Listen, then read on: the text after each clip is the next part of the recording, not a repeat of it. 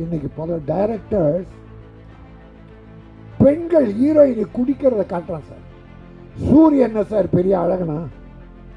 பூந்தமல்லியில் ஏறக்குறைய ஒரு 250 கோடியில் ஒரு சினிமா சிட்டி கட்டிக்கிட்டு இருக்காரு. 8% டேக்ஸ் கேட்டு கேளிக்கை வரைன்னு தமிழ்நாட்டில் மட்டும்தான் போட்டாங்க. 150 எப்படி ஏழைங்க படம் பார்க்க வருவாங்க? வாங்கிறது டப்பிக்கு முன்னால் சம்பளம் வாங்கிடுறான். ப்ரொடியூசரை கேடு கட்டாலும் பரவாயில்ல. உடனே பாரதிய ஜனதா என்ன பண்ணுவாங்க? இன்னைக்கு தான் ப்ரொடியூசர் கவுன்சிலில் மெம்பர் ஆக்கி விட்டேன். 5 கோடியில் படம் முடிக்கிறதுனா 9 கோடிக்குள்ளே முடிச்சிடுறாங்க. எங்கள் ப்ரொடியூசர்ஸில் 75% நடுத்தரில் நிற்கிறதுக்கு பல டைரக்டர்கள் காரணம். அது தெரியுமா உங்களுக்கு? ஆழ் மனதிலிருந்து வாழ்த்தி இந்த படம் வெற்றி பெறணும் அப்படின்னு வாழ்த்துவோம். எல்லோருக்கும் வணக்கம். நாங்கள் ஏறக்குறைய நேற்று ஈவினிங் ஒரு படம் இங்கே ஆடியோ ஃபங்க்ஷன், ஒரு போன வாரம் ஆடியோ ஃபங்க்ஷன். பாக்யராஜ் சாரை நானும் இந்த ஒரு வருஷத்தில் மட்டும் ஒரு 25 படம் கலந்துட்டுருக்கோம். அவர் சின்ன படங்கள்லாம் வாழ்த்துறதுக்கு மகிழ்ச்சியோடு வந்துடுவார். பெரிய இந்த பந்தாகந்தா இந்த வேலையே கிடையாது. அந்த மாதிரி ஒரு 100 படம் வந்திருப்பேன் இந்த ஒரு வருஷத்தில். என்னுடைய சகோதரர்கள், நண்பர்கள், சக தயாரிப்பாளர்கள் வாழ்த்து கூப்பிடும்போது ஆழ் மனதிலிருந்து வாழ்த்தி இந்த படம் வெற்றி பெறணும் அப்படின்னு வாழ்த்துவோம். கையிலன் என்பது என் சொந்த படம், என் புள்ள தயாரித்த படம். அவன் ஏறக்குறைய 1991 என் வீட்டுக்கு ஸ்கூலுக்கு வந்தான். அப்போ தமிழ்நாடு மெட்ரிகுலேஷன் ஸ்கூல்ஸுடைய தலைவர். ஒரு தம்பி திடீர்னு ஒரு 12:45 1 மணி இருக்கும், மீட்டிங் முடிக்கிறோம், ஜனகணமனதி பாட நிற்கிறோம். ஜனன்னு ஆரம்பித்த உடனே சார் சார் ஒரு நிமிஷம்னு குரல் பார்த்தா விடான்னு இன்றைக்கி ஒரு மாதிரியாக இருக்கார். என்னப்பா, நான் புதுக்கோட்டையிலேருந்து வர்றேன், அங்கே நர்சரி ஸ்கூல் நடத்துகிறேன், நான் சங்கத்தில் சேர்ந்து பண்ணணும்னா அந்த செக்ரட்டரி என்ன பண்ணார், தேசிய இடப்பாட உட்காருங்க அப்படின்னார். நான் சொன்னேன், இருப்பா, ஒரு புள்ள புதுக்கோட்டையிலேருந்து வந்திருக்கு, பஸ் ஏறி எவ்வளோ சிரமப்பட்டு எவ்வளோ ஆர்வம் வந்திருக்கான், ஜனகணமன பாடினான்னா அந்த தம்பி பேசிட்டான், அப்புறம் பாடலாம் அப்படின்னு தம்பியை பேச விட்டா தீப்பொறி மாதிரி பறந்துட்டான். அன்னைக்கு வச்ச இவன் சாதாரண ஆள் இல்லை, பெரிய ஆள். அதிலிருந்து முயற்சி உழைப்பின் சிகரம் அவன். இன்றைக்கி படம் எடுத்துகிட்டு நம்பிக்கையோட டைரக்டர் கையில் கொடுத்துட்டான்னா, என் சகோதரர் தனஞ்சயன் கூட சொன்னார், அவனுக்கு ஈக்குவலாக ஒரு மனுஷன் வர முடியாது சார். தைரியத்தில் திராவிட விழிப்புணர்ச்சி கழகம் ஒரு கட்சி ஆரம்பிச்சிட்டான். நர்சரி ஸ்கூல் ஒரு பக்கம், ஒரு கட்சி ஒரு பக்கம், செலவு அப்படி ஒரு செலவு முடிச்சுட்டு அதுக்கப்புறம் நான் தான் சொன்னேன், தம்பி வேணாம், கட்சி தனியாக நடத்தாத, ஒரு கட்சியில் போய் சேர்ந்து இருக்கிற கட்சியில்ன்னு சொல்லி பாரதிய ஜனதாவில் சேர்த்து விட்டேன். மயிலாப்பூரில் ஒரு விழா நடத்தி அதில் ஜாயின் பண்ணான், இணைப்பு, கட்சி இணைப்பு. பிறகு பாரதிய ஜனதாவில் துணைத் தலைவர் கொடுத்துட்டாங்க. இன்ட்ரெஸ்டிங்காக இருக்கும், அதனால் சொல்கிறேன். அவன் ஒரு பெரிய கேரக்டர். புதுக்கோட்டையில் ஒரு கல்யாணம், பாரதிய ஜனதாவின் துணைத் தலைவராக இவரை கூப்பிடுறாங்க. இன்னைய முதல் அமைச்சர், அன்னைக்கு எதிர்கட்சி தலைவர் தளபதி மு.க. ஸ்டாலினும் போகிறார் இந்த கல்யாணத்துக்கு. அவர் பேசுறதுக்கு முன்னால் இவன் பேசுகிறான், நாளைக்கு இந்த தமிழகத்தை ஆளக்கூடிய முதல்வராக வரக்கூடிய தகுதி படைத்த மு.க. ஸ்டாலின் அவர்கள்ட்டான். உடனே பாரதிய ஜனதா என்ன பண்ணுவாங்க, நீக்கிட்டாங்க. 2வது நாள் ஃபோன் வருது, நீ வந்து என்ன பாருன்னு மு.க. ஸ்டாலின் கூப்பிடுறார். செய்தி தொடரில் போட்டு இன்னைக்கு புரட்சி அவருக்கு வலதுகரமாக இருந்து பல நல்ல காரியம் பண்ணிகிட்ருக்கான். அந்த 2001 என் கூட இருந்தப்போ நான் படம் எடுத்துக்கிட்டு இருந்தேன். நம்ம ஒரு மாதிரிமா சின்ன போய்க்கல்லாது தங்கமான தங்கச்சி, அப்போ கூட ஷூட்டிங்கெலாம் வருவான். அன்னைக்கு என்னையே ஒரு மெம்பர் ஆக்குங்க படம் எடுக்கணுன்னா, அப்பா கொஞ்சம் இரு, இப்போ வேணாண்ணா, இல்லைன்னா அப்போ நான் ப்ரொடியூசர் கவுன்சிலில் மெம்பர் ஆக்கி விட்டு பிறகு நான் விநியோக சங்க தலைவராக 2000 போட்டி போடுறேன். அப்போ அங்கே ஒரு தலைவர் சர்வாதிகாரம் சினிமாவையே ஆட்டி படைக்கிறார். 17 வருஷமாக அவரே தலைவர். ஒருத்தம் கூட ஒரு நாமினேஷன் வாங்க முடியாது, க்ளோஸ். அப்போ நான் போய் முதல் முறையாக போட்டி போட்டப்போ என் கூட இருந்து ஒரு 20 பேரை கூப்பிட்டு வந்து என் பக்கத்திலே இருப்பான். எனக்கு பெரிய பாதுகாப்பு. பிள்ளையா மட்டும் இல்லை, ஒரு பாதுகாவலாம் ஜெயித்தேன். அப்போ தான் விநியோக சங்கத்துடைய மாற்றம் வந்தது. இப்போ அங்கே மறுபடியும் தலைவராக இருக்கேன்.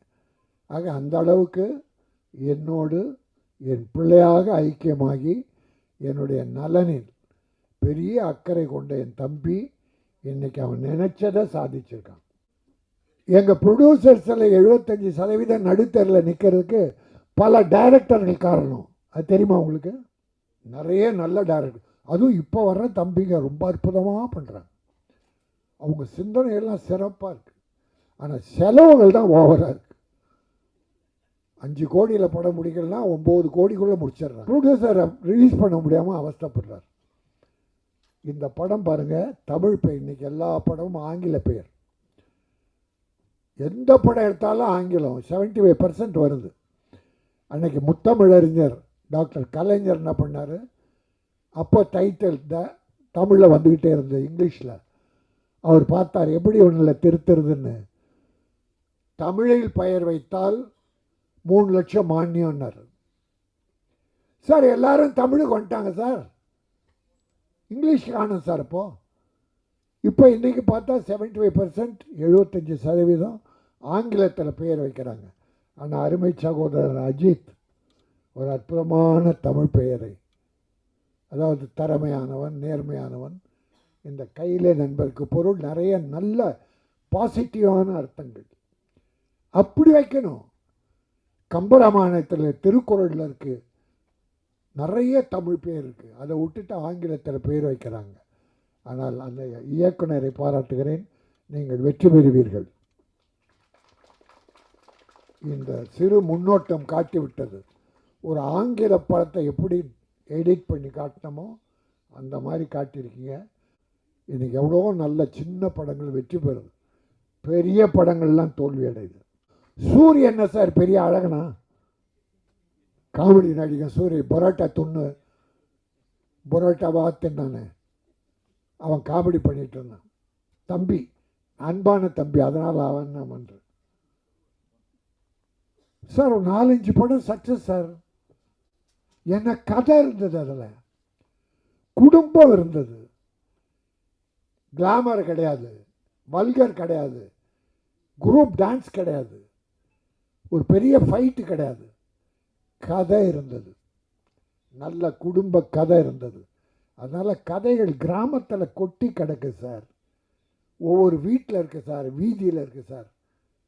என் அருமை தம்பிகள் வர்ற டைரக்டர்ஸ் தமிழ் பண்பாடு குறையாத தமிழ் கலாச்சாரமிக்க படங்களை எடுங்க. இப்போ நிறைய குடி பெருகிடுச்சு, அராஜகம் அதிகமாகிடுச்சு, கொலை கொள்ள அதிகமாகுதுன்னு எல்லாரும் கத்துறாங்க. நடக்குது, 1-2 நடக்குது. அதுக்காக சட்டம் ஒழுங்கு ஒன்றும் கெட்டு போகல, வழக்கமாக நடக்கிற மாதிரி நடக்குது. அது குடி போதையும் ஒரு காரணம்.